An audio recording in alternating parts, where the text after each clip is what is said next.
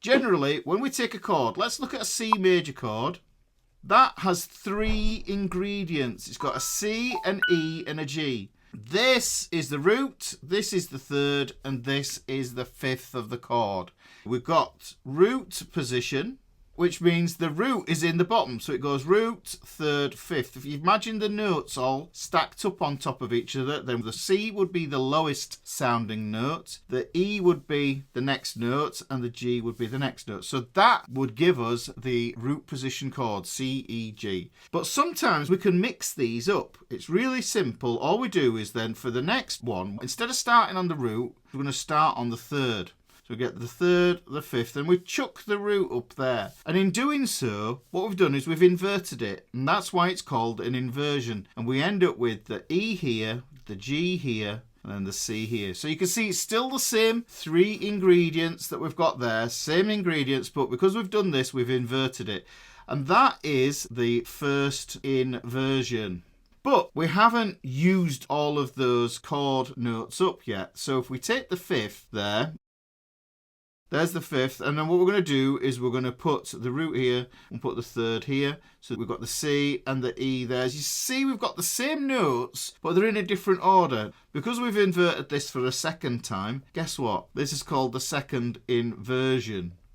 Now, while I'm at this, I can extend this actually. I could extend this up to the 7th. So I go root, third, fifth, 7th. This is another thing to be mindful of. And this probably warrants a whole lesson in and of itself. If I went from the 7th to the 5th to the root to the third there, it doesn't have to be in that order. If I had that there, a B, then I would have my G here, my C here, and my E here. You can see that this gives me a group of 4, and this would be then called the third inversion. Now here is the thing where the spelling comes into it. You get something called slash chords.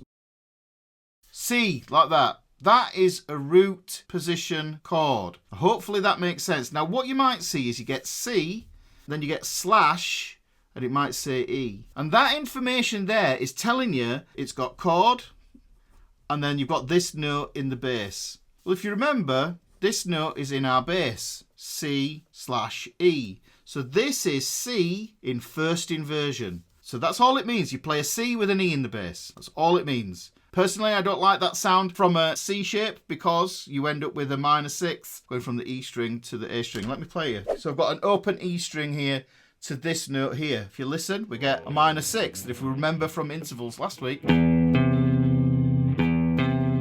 yeah, that is a major chord, which is happy, but listen.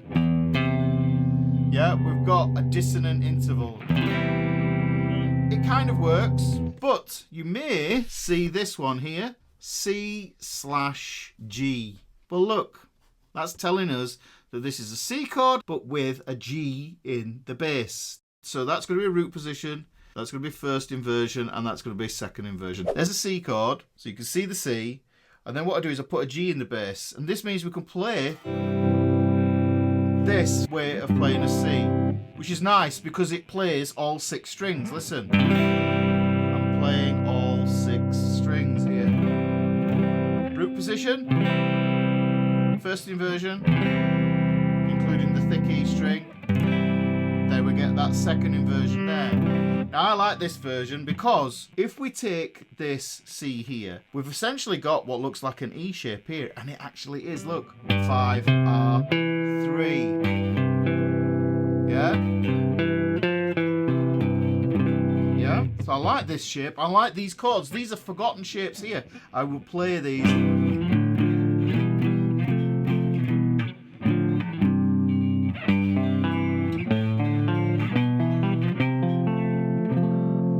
So this is